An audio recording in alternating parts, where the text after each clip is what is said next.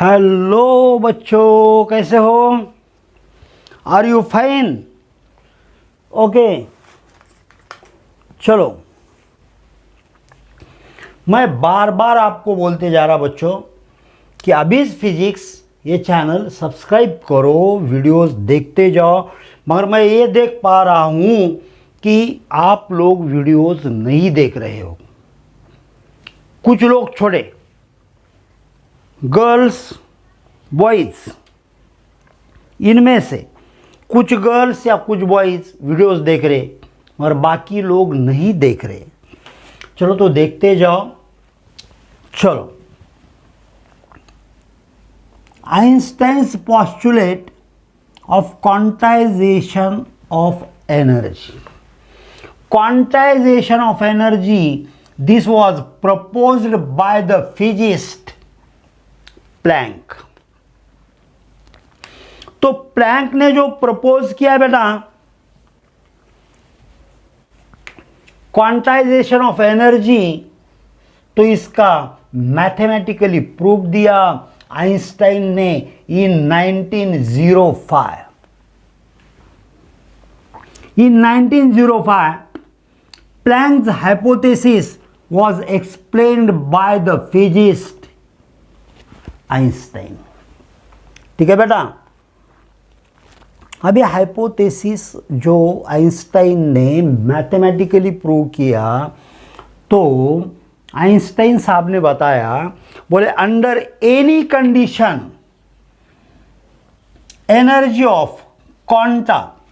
बेटा मैं आपको बता चुका हूं कि जो रेडिएशन इंसिडेंट होता है, इसमें एनर्जी का बंडल होता है, एनर्जी का पैकेट होता है, जिसे फोटॉन या क्वांटा कहा जाता है। हर एक फोटॉन के पास बेटा एनर्जी होता है कितना? H nu. H is known as Planck's constant and nu is the frequency. और ये प्लैंक्स कांस्टेंट का वैल्यू ये लर्न करके रखना बेटा कॉम्पिटिटिव एग्जाम्स के लिए।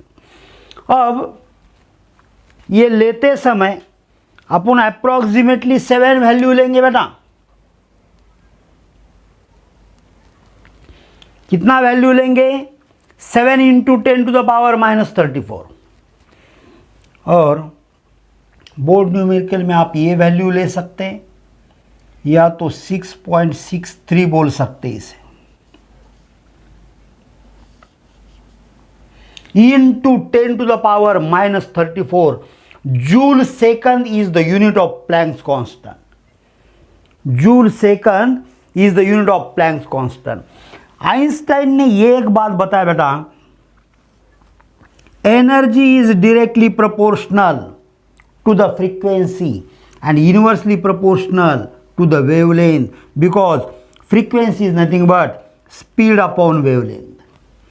This is speed of light which is constant. और बेटा इसका वैल्यू आपको मालूम है, अप्रोक्सीमेटली ये वैल्यू रहता है 3 into 10 to the power 8 metre per second. इसका मतलब ये हुआ, जितना फ्रीक्वेंसी ज्यादा उतना एनर्जी ज्यादा, जितना वेवलेंथ कम उतना एनर्जी ज्यादा। फ्रीक्वेंसी ज्यादा यानी वेवलेंथ कम होना चाहिए। Do you understand this? Frequency ज्यादा मीन्स वेवलेंथ शुड बी कम। ठीक है ना बेटा? अब आइंस्टाइन ने जो ऑब्जर्वेशंस है, वो ऑब्जर्वेशंस के बारे में क्या बताया बेटा? तो आइंस्टाइन ने बताया कि जैसे ही फोटॉन यानी radiation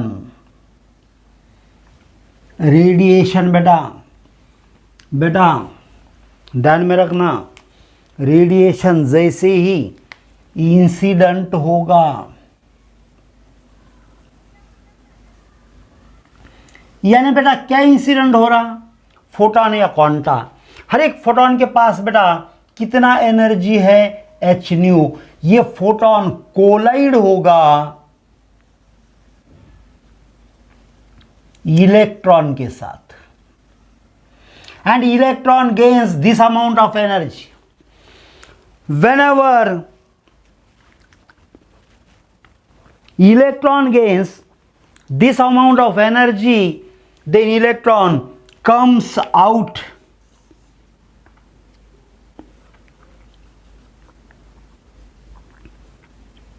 to the surface of metal। बेटा अपन इसे इमिटर बोलते हैं। बेटा मैंने एक्सपेरिमेंटल अरेंजमेंट बताया हुआ है पहले ही वीडियो में, तो वो देख लेना, ठीक है बेटा। चलो अब ये एनर्जी एच न्यू, अगर ये energy h nu greater than और इक्वल टू है certain minimum energy which is known as work function, which is known as what बेटा, वर्क फंक्शन। अगर इक्वल है वर्क फंक्शन के बराबर है तो फिर ये इलेक्ट्रॉन सरफेस तक आएंगे, और ग्रेटर है तो ये सरफेस तक आने के बाद सरफेस से आगे निकल जाएंगे। इधर रहेगा बेटा आपका कलेक्टर प्लेट, जिसे अपन एनोड बोलते हैं। ये बात मैंने आपको बहुत अच्छे से समझाया बेटा। एक फार्मूला ध्यान में रखना, work function is equals to H nu naught. Nu naught is what, threshold frequency. Nu naught is what बेटा, थ्रेशोल्ड फ्रीक्वेंसी। अब आइंस्टाइन साहब ने बताया as soon as radiation incident, then electrons gain this amount of energy and they are ejected from the surface। यानी वो surface को छोड़ के निकल चुके हैं, यानी ये प्रोसेस है बेटा इंस्टंटेनियस। अब बेटा कुछ पॉस्टुलेट्स मैं फ्यूज कर रहा हूँ, यानी कंबाइन कर रहा हूँ, समझ लेना, ठीक है ना बेटा। नंबर पे नहीं जाना, बोले 3 नंबर पे सर ने तो अलग बताया और 3 नंबर पे बुक में तो अलग है, ये सोचना मत, ठीक है ना बेटा। अब एक बार अगर इलेक्ट्रॉन इमिट हो गए सरफेस से तो कलेक्टर की तरफ जाएंगे, but it is necessary that collector plate should be at higher potential. Collector plate should be at higher potential as compare to the emitter plate. अरे समझे कि नहीं बात को। इमिटर निगेटिव को कनेक्ट करते बेटा, अपन इसे पॉजिटिव को कनेक्ट करते हैं इनिशियली। एक्सपेरिमेंट में जैसे जैसे अपन आगे जाएंगे बेटा, कैरेक्टरिस्टिक स्टडी करने के लिए कलेक्टर का पॉजिटिव पोटेंशियल अपन कम करते हैं और फिर उसे लेके जाते हैं अपन निगेटिव में, क्योंकि अपने को करंट को ज़ीरो बनाना है और करंट ज़ीरो तब बनेगा जब पोटेंशियल निगेटिव में रहेगा। वो निगेटिव पोटेंशियल को कट ऑफ या तो स्टॉपिंग पोटेंशियल कहा जाता है बेटा। अब अगर अपन रेडिएशन का बेटा इंटेंसिटी इंक्रीज करेंगे, क्या इंक्रीज करेंगे बेटा, रेडिएशन का अपन इंटेंसिटी इंक्रीज करेंगे। तो आइंस्टाइन ने बताया more intense beam contains the photon of more energy। Larger the intensity larger the energy of photon. यानी ये जो फोटोन, यहां एक कंडीशन ध्यान में रखना बेटा कि एक फोटोन सिर्फ और सिर्फ एक इलेक्ट्रॉन को ही एनर्जी देगा। फोटोन के पास कितना भी एनर्जी होगा तो बेटा वो एनर्जी देगा सिर्फ और सिर्फ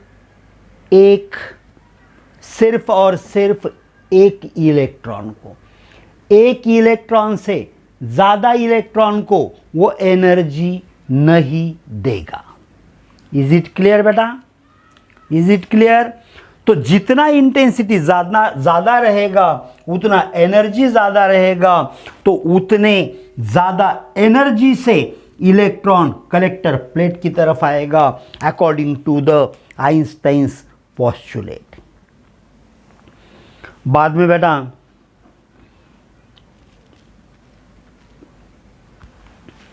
आइंस्टाइन साहब बताते हैं maximum kinetic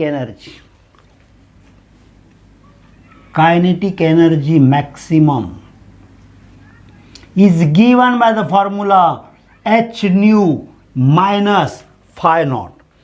This formula is very important while solving the numericals or numerical type MCQs बेटा। ठीक है, तो ये फॉर्मूला अच्छे से ध्यान में रखना। फिर बाद में आइंस्टाइन साहब बताते हैं, बोले अगर मेटल प्लेट्स अलग अलग है तो वर्क फंक्शन अलग अलग रहेगा, और अगर वर्क फंक्शन अलग अलग रहा, कम ज़्यादा हुआ, तो मैक्सिमम काइनेटिक एनर्जी भी कम ज़्यादा होगा। वर्क फंक्शन बढ़ेगा, kinetic energy decreases. Work function अगर डिक्रीज हुआ, काइनेटिक एनर्जी इंक्रीजेस। ये बात अच्छे से ध्यान में रखना बेटा। और maximum kinetic energy is also given by the formula E into V naught, where V naught is known as stopping potential। बेटा V naught को अपन क्या बोलते हैं? Stopping potential. ठीक है बेटा। अब